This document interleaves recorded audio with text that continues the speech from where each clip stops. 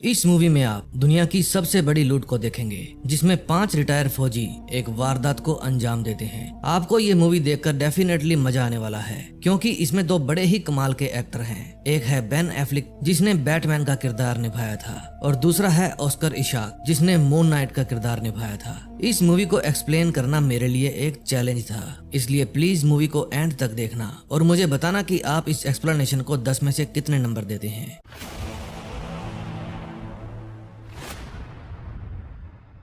ये है सेंटियागो। ये एक अमेरिकी फौजी है। ये एक डिस्को में छापा मारने जा रहे हैं। इनको रिपोर्ट मिली है कि साउथ अमेरिका का सबसे बड़ा माफिया, जिसका नाम लोरिया है, एक डिस्को में अपने आदमियों से मिलने आया है। वहाँ बहुत सारी लोकल पुलिस भी थी। ये डिस्को पर हमला करते हैं और वे भी बदले में जवाबी कार्रवाई करते हैं। लेकिन जब डिस्को को डिस्ट्रॉय करने के बाद वे अंदर जाकर देखते हैं तो वहाँ पर लोरिया नहीं था, लेकिन वे उसके आदमियों को पकड़ लेते हैं। पुलिस वाले उनसे लोरिया का पता पूछते हैं, लेकिन वे नहीं बताते। वहाँ कुछ लड़कियां भी थी। फिर उन सबको वहां से ले जाने के लिए वैन में बिठाया जाता है, लेकिन युवाना नाम की एक लड़की वहां से भाग जाती है। सेंटियागो उसका पीछा करता है और भी पुलिस वाले उसको ढूंढने जाते हैं, लेकिन वो बचकर निकल जाती है। फिर शाम को सेंटियागो पतली गली के नुक्कड़ वाले मकान में जाता है। वो लड़की वहीं थी। दरअसल वो सेंटियागो की खबरी थी। सेंटियागो पूछता है कि तुम वहाँ क्या करने गई थी। वो बताती है कि मेरा भाई वहीं था, मैं उससे मिलने गई थी, लेकिन अब उसे पुलिस पकड़ कर ले गई है। सेंटियागो कहता है कि हम वहाँ लोरिया को पकड़ने गए थे। युवाना कहती है कि मुझे उसका एड्रेस पता है, क्योंकि मैं भी उसी के लिए काम करती हूँ, और ये बात उसने आज तक सेंटियागो से छुपा कर रखी थी। फिर ये दोनों आपस में डील करते हैं कि युवाना सेंटियागो को लोरिया तक पहुँचाएगी और बदले में वो उसके भाई को सुरक्षित वापस लौटा देगा। ये है विलियम। ये एक रिटायर फौजी है, लेकिन फिलहाल ये और फौजियों को मोटिवेट करने का काम करता है। जब ये फौजियों को मोटिवेट कर रहा था तो सेंटियागो भी इसको सुन रहा था। फिर बाद में ये दोनों एक दूसरे से मिलकर बहुत खुश होते हैं। दरअसल सेंटियागो विलियम को एक मिशन के लिए मनाने आया था और वो मान भी जाता है। ये है बेन। ये भी एक रिटायर फौजी है, लेकिन फिलहाल ये हाउस डीलिंग कराता है। फिर सेंटियागो इसके पास आता है। सेंटियागो कहता है कि हमें एक जगह जाकर छानबीन करनी है और बदले में तुम्हें $17,000 मिलेंगे, लेकिन बेन कहता है कि सॉरी, मैं रिटायर हो चुका हूँ। सेंटियागो कहता है बस लास्ट बार तुम ये काम कर लो। बेन कहता है मेरी वाइफ से डिवोर्स हो गया है और मेरे ऊपर मेरी बेटी की जिम्मेदारी भी है। फिर सेंटियागो कहता है कि दरअसल मुझे रिपोर्ट मिली है लोरिया के घर में $7.5 करोड़ हैं। अगर मिशन सक्सेसफुल रहा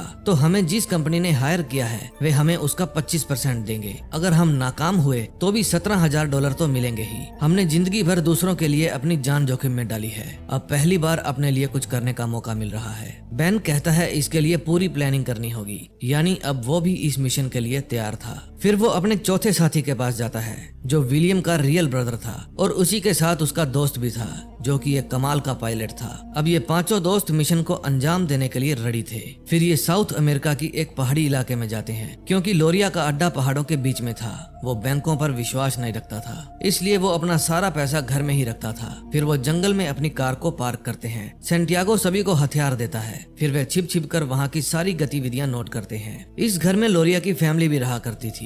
फिर सेंटियागो बताता है कि पूरी फैमिली हर संडे सुबह 6 बजे चर्च जाते हैं। उस समय घर में 3 गार्ड रह जाते हैं। बाकी के गार्ड उनकी रक्षा के लिए उनके साथ ही चले जाते हैं। इतने में वहाँ पर युवाना आ जाती है। सेंटियागो बताता है कि ये मेरी खबरी है, मुझे बदले में इसके भाई को जेल से रिहा करवाना है। फिर सेंटियागो कहता है कि क्यों ना हम वहाँ से माल लूटें और कंपनी को इसके बारे में बताया ही ना जाए। हम वहाँ उस समय जाएंगे जब फैमिली चर्च में गई होगी। हम लोरिया को मारेंगे और माल लेकर वापस घर। फिर वे सेंटियागो से पूछते हैं क्या युवाना हमारे लिए वैन का इंतजाम कर सकती है, और हमें एक भारी कैपेसिटी वाला हेलीकॉप्टर भी चाहिए होगा जो हमें पहाड़ों के पार समुद्र तक ले जा सके। फिर सेंटियागो अपने साथियों को वो सामान दिखाता है जिसकी उन सबको जरूरत पड़ने वाली थी। अब वो समय आ गया था जब उन्हें इस काम को अंजाम देना था। फिर वे इंतजार करते हैं कि कब लोरिया की फैमिली चर्च जाएगी। थोड़ी ही देर में सभी कारें वहाँ से निकल पड़ती हैं, लेकिन लोरिया उनके साथ नहीं जाता, यानी लोरिया घर में ही था। इतने में वहाँ पर युवाना एक बड़ी वैन लेकर आ जाती है। वो वैन को घर के अंदर पार्क करती है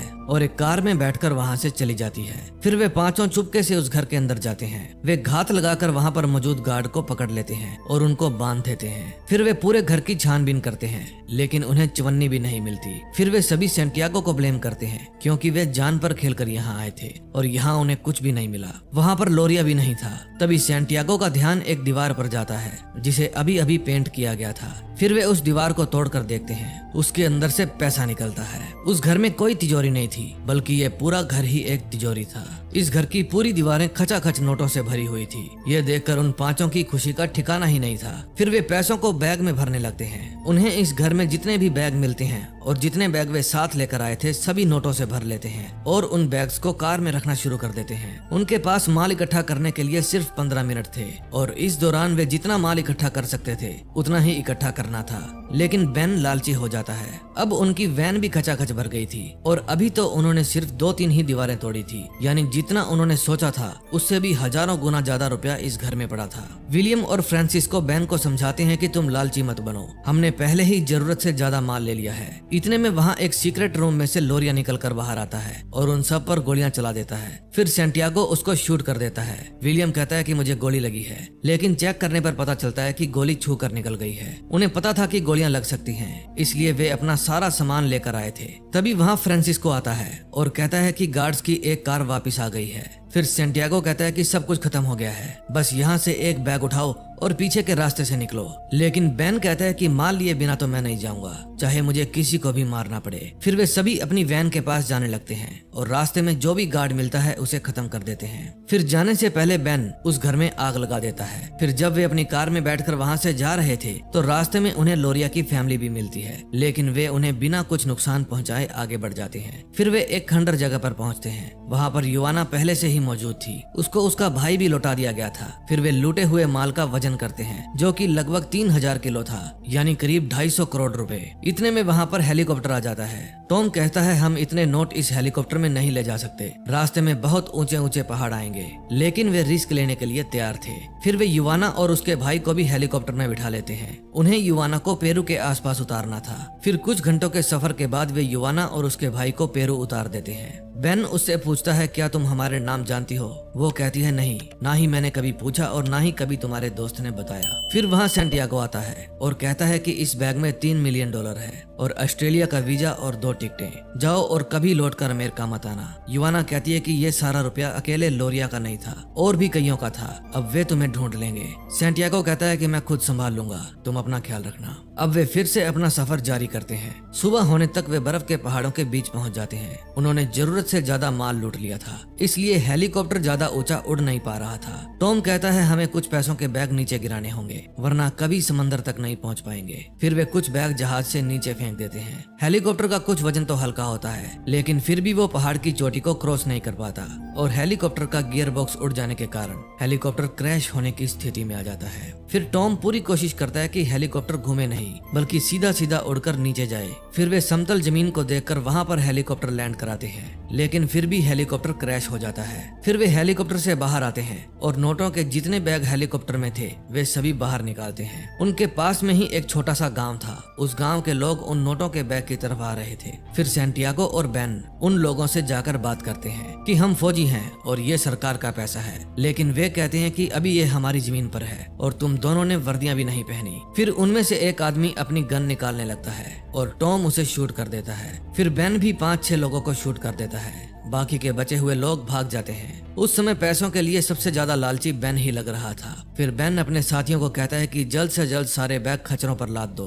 फिर सैंटियागो उस गांव के मुखिया से मिलने जाता है। फिर वो मुखिया को जितने लोग मरे हैं उनकी फैमिली के लिए 10-10 लाख रुपए और खच्चरों की कीमत देता है। फिर वे अपने सारे बैग लेकर वहाँ से चलने लगते हैं। आगे एक लड़का उनका रास्ता रोकता है, लेकिन मुखिया उसे हटने के लिए कहता है। फिर वो लड़का उनको जाने देता है। अब वे दिन रात लगातार चलते रहते हैं। रास्ते में बारिश भी होती है। फ्रांसिस्को कहता है कि अगर आग का इंतजाम हो जाए तो मजा ही आ जाए। फिर बेन कहता है कि अगर लोरिया के आदमी हमारा पीछा कर रहे होंगे तो आग का धुआं देखकर वे यहाँ आ जाएंगे। फिर वे रात वहीं बिताते हैं और सुबह फिर से चल पड़ते हैं। रास्ते में वे नदी भी पार करते हैं। अब चलते चलते वे सारा जंगल क्रॉस कर लेते हैं और चट्टानों पर से होते हुए आगे बढ़ते हैं। वो रास्ता बहुत ही खतरनाक था, इसलिए एक खच्चर नीचे गिर जाता है। फिर वे संभल कर आगे बढ़ते हैं। अब उन्हें पहाड़ से सीधा नीचे उतरना था, इसलिए वे खच्चरों को भगा देते हैं और रस्सी की मदद से सभी बैग्स नीचे उतारने लगते हैं। उनके पास करीब 100 बैग थे और उसमें से एक भी बैग वे वहाँ छोड़ना नहीं चाहते थे। एक और दिन ढल जाता है। सर्दी के कारण उनका बुरा हाल हो रहा था। तभी फ्रांसिस्को एक नोटों की गड्डी में आग लगाता है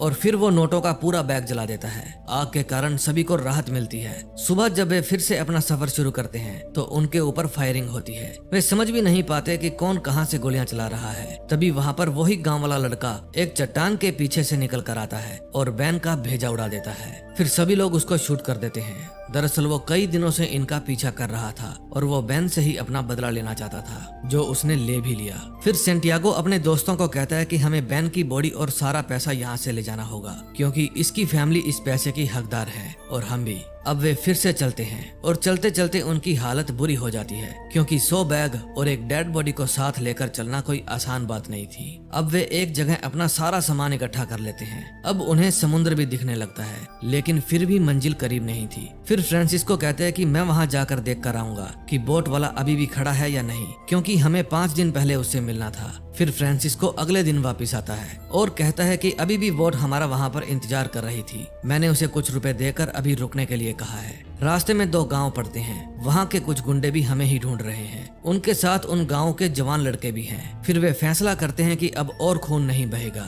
लेकिन उन्हें ये भी पता था कि इतने सारे बैग लेकर सुरक्षित समुद्र तक नहीं पहुंचा जा सकता। फिर वे एक दर्रे में सारे नोटों के बैग गिरा देते हैं और अपने साथ एक एक बैग ले लेते हैं, क्योंकि कुछ दिन बाद वहां पर बर्फ पड़ने वाली थी। ये पैसे किसी के भी हाथ आने वाले नहीं थे। अब वे बैन की बॉडी को लेकर आगे बढ़ते हैं। फ्रांसिस्को पहले ही निकल जाता है ताकि बोट को किनारे पर ला सके। रात में उनको एक नौसिखिया देख लेता है। सेंटियागो कहता है कि डरो मत लड़के, हम तुम्हें कुछ नहीं कहेंगे। उस लड़के के हाथ कांप रहे थे। फिर वो वॉकी टॉकी से अपने साथियों को उनके बारे में बता देता है। इतने में वे उसे पकड़कर बांध देते हैं और उसे वहीं पर छोड़कर उसकी कार लेकर आगे बढ़ते हैं। रास्ते में उन्हें और भी गुंडे मिलते हैं जो इसी लड़के के जैसे नौसिखिए थे, इसलिए वे किसी को भी गोली नहीं मारते, बल्कि गाड़ी के टायर पंचर करके उनको रास्ते से हटा रहे थे। अब चलते चलते वे बीच तक पहुंच जाते हैं, लेकिन जिस जगह उन्हें जाना था वो जगह अभी भी 1 किलोमीटर दूर थी। फिर उन्हें फ्रांसिस्को भी दिख जाता है, जो एक छोटी सी बोट लेकर उन्हीं के पास आ रहा था। फिर वे सभी बैन की बॉडी को लेकर उस बोट में सवार हो जाते हैं और सेफली वहां से निकलकर बड़ी बोट के पास जाने लगते हैं। जब वे सेफली अपने शहर पहुंच जाते हैं तो वे अपनी एक वकील दोस्त के पास जाते हैं। उन लोगों ने करीब $5.25 मिलियन